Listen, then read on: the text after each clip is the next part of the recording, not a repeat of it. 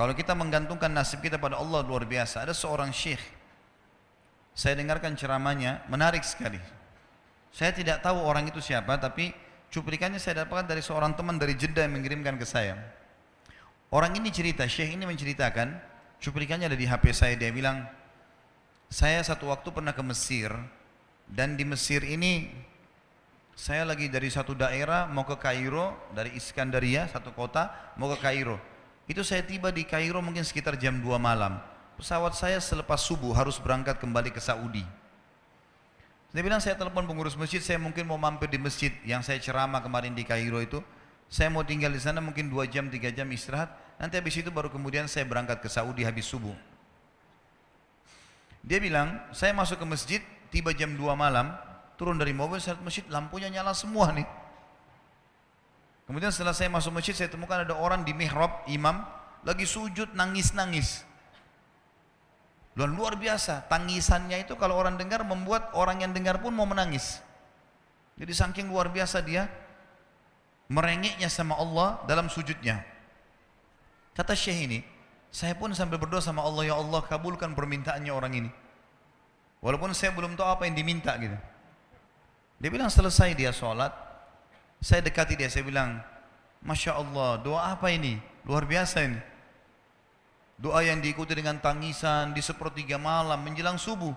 Allah turun ke langit bumi, dikabulkan nih. Dia bilang, demi Allah syekh.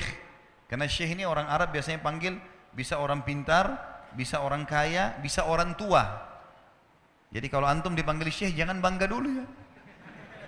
Karena banyak maknanya itu. Ya. Jadi dipanggil syekh. Dia tidak tahu, biasa juga di Saudi begitu ya. Kalau ada orang kita tidak kenal dipanggil syekh, syekh, sini syekh. Walaupun antum bukan syekh sebenarnya gitu. Ya. Maka dia bilang, demi Allah syekh. Dia tidak tahu kalau ini orang memang ulama gitu.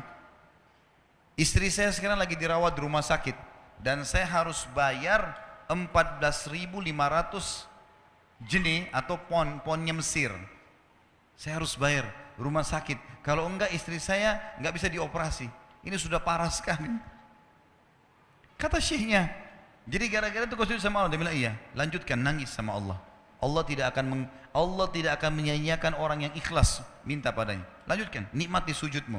Pasti Allah akan berikan jalan keluar. Dia bilang, iya baik. Orang itu dia bilang kembali lagi ke mihrab, nangis lagi. Sholat sujud sama Allah, ya Allah. Dan dalam doanya begitu. Ya Allah, istri saya mau dibayar besok rumah sakitnya. Jumlahnya sekian, saya tidak pegang uang 1 jenih pun. Ini 14.500 jenih. Banyak sekali. Maka dia bilang, orang ini bilang, baiklah kalau begitu. Syekhnya ini bilang, saya mau tidur dulu. Saya istirahat 1 jam, menjelang azan subuh dia bilang, ada marbot masjid datang bangunin saya. Sudah azan, saya sholat qobliyah, sholat sunnatul fajr. Waktu iqamah, pengurus masjid tahu kalau dia ini ulama, dipanggil, dia bilang, syekh tolong jadi imam. Dia bilang, saya capek, baru istirahat 1 jam, 2 jam malam. Biarlah imam. Dia bilang, tidak apa-apa, ayat-ayat pendek aja, baca surah-surah pendek aja. Kata syekh, baiklah. Dia bilang, saya baca surah-surah pendek. Rupanya, mikrofon masjid karena keluar di luar, ada satu pengusaha Mesir, apartemennya itu dekat masjid, dan dia suka ikuti ceramahnya syekh ini di YouTube. Dia bilang, turun dari apartemennya, ikut sholat berjamaah di masjid, karena dia kenal suaranya orang ini gitu. Begitu selesai sholat, dia bilang, saya lagi zikir, datang orang itu. Dia bilang, syekh, ahlan wa sahlan di Mesir. Saya salah satu penggemar Anda di YouTube, dan saya dengar suara tadi. Saya tadinya mau sholat di masjid lain, saya ke masjid ini. Dia bilang, syekh, saya mau minta tolong satu hal. Kata syekhnya, kenapa? Dia bilang, saya sudah ngitung zakat uang perusahaan saya harus alokasikan 14.500 jenih. Kata syekhnya. Orang itu bilang, saya mau alokasikan zakat saya 14.500 jenih. Kata syekhnya, saya nangis, dengar itu. Nangis, saya terisak-isak. Kata orang itu, kenapa anda nangis? Syekh bilang, saya nggak bisa jelasin. Dia bilang, saya nangis terus. Kemudian saya lihat ke kiri kanan di soft, mana orang yang tadi malam sholat tahajud tuh? Ada di ujung. Dipanggil sama syekh, fulan kesini, datang. Dia bilang, ceritakan masalah kamu apa? Dia bilang, syekh, saya punya masalah, istri saya dioperasi, harus bayar 14.500 jenih hari ini, kalau tidak nggak operasi. Kata syekhnya, tiba-tiba si pengusaha ini nangis-nangis. Orang ini juga heran, kenapa kalian berdua menangis? Dia masih bingung kenapa gitu. Kata syekhnya, biarin orang ini yang jelaskan. Yang punya usaha bilang apa? Demi Allah Syekh, saya sudah 1 minggu taruh uang ini di lemari saya, sudah 1 minggu. Setiap hari istri saya bilang, turunkan, lakukan haknya Allah, zakat itu keluarkan. Dia bilang, saya ingin dapat 1 orang yang saya kasih langsung daripada saya bagi-bagi. Saya mau 1 orang saya kasih, selesaikan masalah dia, dan Allah selamatkan saya di akhirat. Orang ini jadi nangis. Orang yang punya minta butuh nangis. Kata pengusahanya, ini uangnya silahkan, 14.500. Semoga Allah selesaikan urusan saya di akhirat gara-gara saya bantu kamu. Kata syekhnya, demi Allah yang terjadi, orang ini yang siapa namanya, orang yang punya uang ini, yang dikasih uang, dia tiba-tiba lupakan saya dan lupakan si pemilik uang. Dia langsung angkat kepalanya ke langit sambil menangis mengatakan, ya Allah, aku mencintaimu. Terpenuhi kebutuhannya, gitu kan? Kuasa Allah. Teman-teman, cuman kita selalu buru-buru. Kalau seseorang kita di perusahaan mau dinaikkan gajinya saja, mau naikkan jabatannya, dia harus tulis permohonan.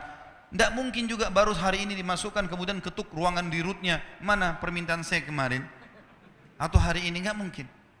Seminggu dia sabar, 2 minggu dia sabar, dengan berharap datang panggilan. Kenapa dengan Allah Subhanahu Wa Taala kita tidak begitu, teman-teman? Banyak orang buru-buru, dan kebanyakan orang mau menggantungkan permintaannya kepada Allah hanya pada hal-hal yang kecil, hal yang besar tidak, atau sebaliknya, hal yang besar, hal yang kecil tidak. Kenapa tidak pernah minta sama Allah dikasih motor, dikasih mobil, dikasih rumah? Kenapa hanya minta kalau penyakitnya dihilangkan baru kembali kepada Allah? Itu pun seringkali kita jadikan Allah nomor 30, teman-teman sekalian. Ke dokter ini, ke dokter itu, resep ini, resep. Nanti kalau sudah mentok nggak bisa sembuh baru sholat tahajud. Hah? Salah. Islam mengajarkan kita apa? Sebelum makan berdoa, sebelum tidur berdoa, sebelum aktivitas berdoa, sebelum ke dokter doa dulu supaya Allah jadikan kesembuhan. Karena dokter resepnya cuma semoga lekas sembuh, tidak ada pasti sembuh.